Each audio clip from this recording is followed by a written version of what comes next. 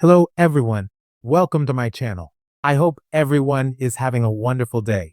Before starting the video, please go ahead and hit the subscribe button and give this video a like up. Young and the Restless spoilers start with a marriage proposal out of the blue. Claire Grace Newman Haley Aaron chatting with a hot guy she does not know behind Kyle Abbott's Michael Mueller bag. And Phyllis Summers Michelle Stafford in a possibly dire medical crisis while she is held hostage as Sharon Newman Sharon case worries. It's Belinda from Soap Dirt, and we are going to get into all this good stuff for the week of March 10th in advance of our weekly Y&R spoilers video that comes out every Saturday. Please click subscribe if you're not following us. Let's start with Claire and the hot guy that she does not know. This is a really wild one and just kind of out of nowhere.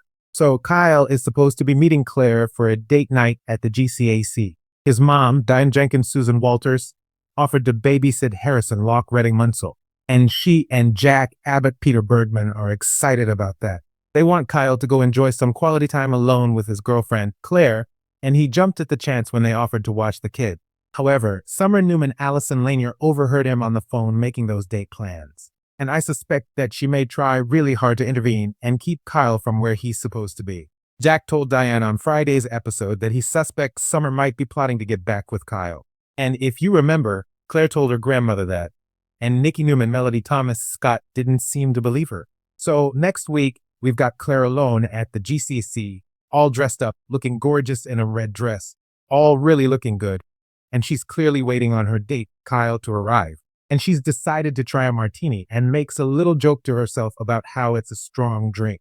And she's not like James Bond. And of course, it's the British spy drink of choice, shaken, not stirred, and all that.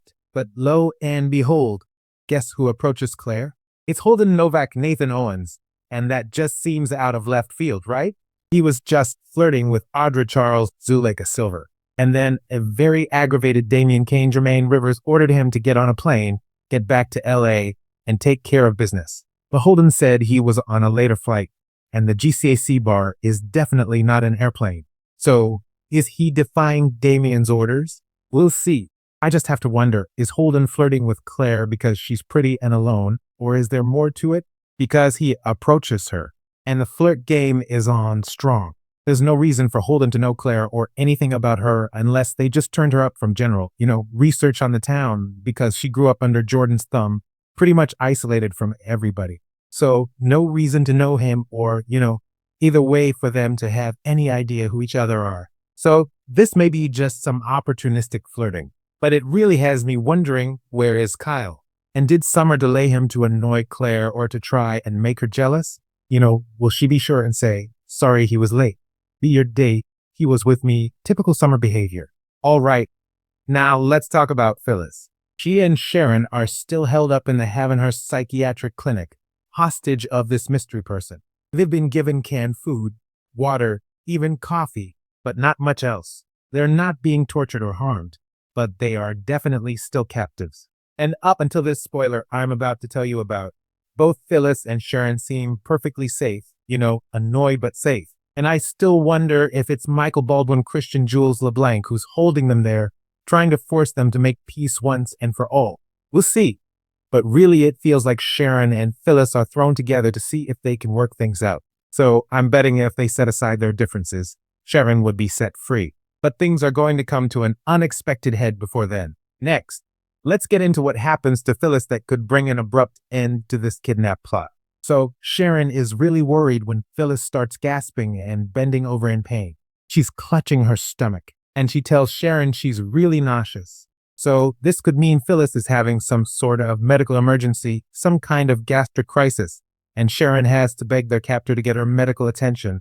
Or this could be some sort of scenario that Phyllis cooked up. That's a standard plot in TV shows and movies where the person who's being held prisoner or hostage or locked up in jail, whatever, fakes like they're sick. The guard comes to check on them, and then they tackle them and get away. That could be a plan that Phyllis has cooked up. But it seems like Sharon doesn't know what's going on and legitimately thinks Phyllis is in some sort of horrible pain, some sort of crisis. I mean, it's not a terrible plan. But if their captor does intend to harm her and Sharon, they may not care that she's having some sort of dangerous medical event. So we'll see how it works out. But I think that is going to prompt the reveal of our kidnapper. And last, let's talk about this unexpected marriage proposal. There are so many couples that could crop up with a proposal we weren't expecting. I would hope Adam Newman, Mark Grossman, Nose Chelsea Lawson, Newman, Melissa Claire Egan is not ready for that. Audra is definitely not in the place to have Nate Hastings, Sean Dominic propose. Kyle is not at that point with Claire, and he just told Summer he's not in love with Claire yet, but it is heading that way. So this proposal does involve an Abbott. I know that narrows it down because there's not too many single Abbotts in the family. Jack and Diane witness what happens, and they are very happy about it. And no, it's not Ashley Abbott Eileen Davidson. I mean, heck, she doesn't even have a boyfriend right now. But do you know who does? Somebody we haven't seen in a while, Tracy Abbott Beth Maitland. While Jack and Diane and Tracy and Alan Lauren, Christopher Cousins all sit down at dinner, Tracy tells Alan that when she looks at him, she feels complete happiness. And he is thrilled to hear that from Tracy. And then Alan said that he would ask her to marry him on the spot if he thought she would say yes. Well, I bet that Tracy would totally be down for that and would say yes. And also we have Ashley actress Eileen Davidson back shooting scenes. So I do wonder if she's back to Y&R for Tracy's wedding. When Alan mentions that he'd propose if he thought she'd say yes, Tracy has a jaw-dropping reaction. She just lights up on Young and The Restless. She's head over heels in love. It's so nice to see Tracy happy. So maybe Alan really goes ahead and proposes. Maybe he was just testing the waters, and he's got the ring in his pocket.